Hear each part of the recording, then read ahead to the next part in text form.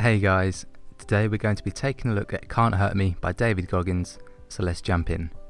In this book, David tells us his life story. Starting with his rough childhood, he talks about the abuse that his father would inflict on him and his mum. David then goes on to describe how he was a young man, depressed and overweight, with no purpose or direction in his life. He professes that he was weak, he was the ultimate underdog. But what's crazy is that this weak young man rose to be the ultimate badass.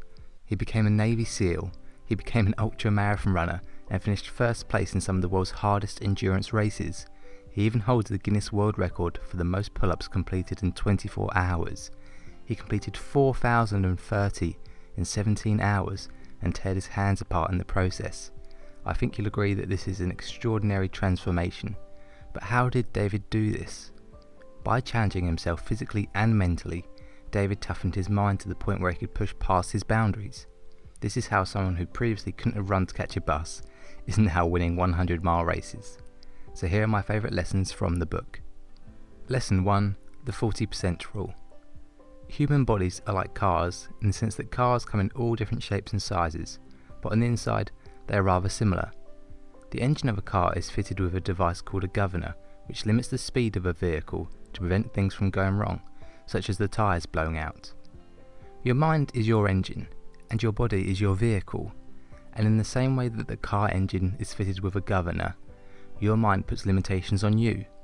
This is the essence of the 40% rule, which states that most people are only given 40% of their potential when their mind forces them to quit. By pushing ourselves to our limits, we can tap into our reserve tank more and more to unleash our full potential. You might have experienced this yourself if you've ever been working out, giving it your all, and then suddenly that song comes on, which you love, and you get a surge of energy which enables you to dig deeper. There is even research to back this idea.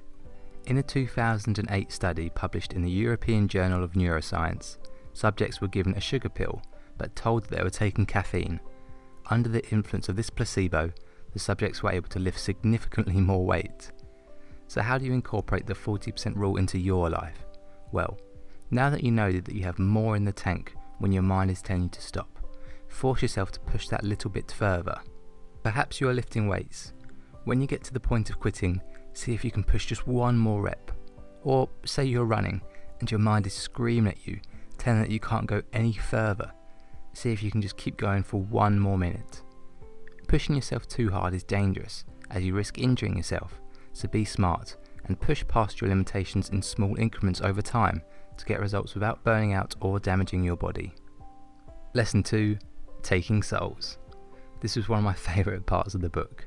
Taking souls is something that David developed when going through Hell Week, which is the toughest training in the US military, which you have to complete in order to become a SEAL.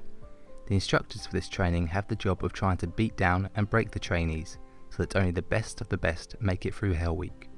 So David employed the tactic of taking souls, where he would literally try and destroy the souls of the instructors.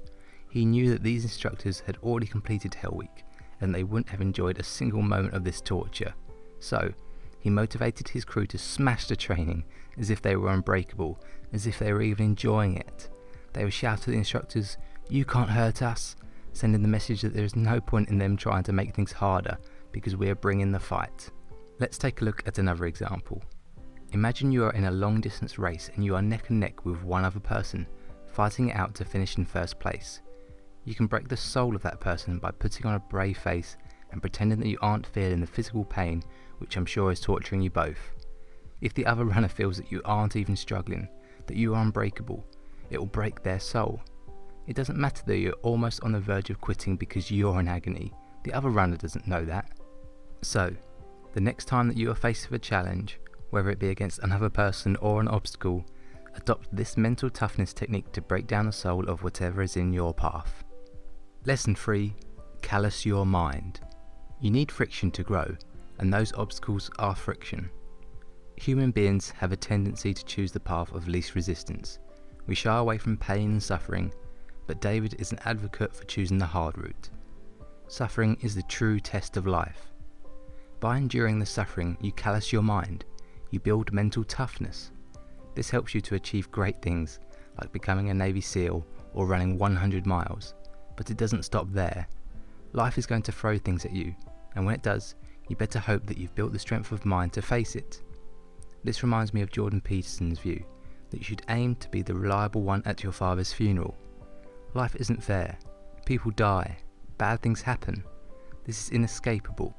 But do yourself a kindness and callous your mind to prepare for everything that life has to offer.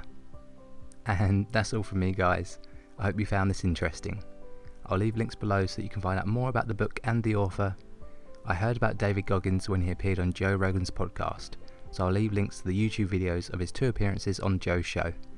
Lastly, if you are interested in checking out the book, then I highly recommend listening to the audiobook version on Audible, because at the end of each chapter, David talks in more depth about what happened in that chapter. If you enjoyed the video, please give it a thumbs up. Thanks for watching. I'll see you next time.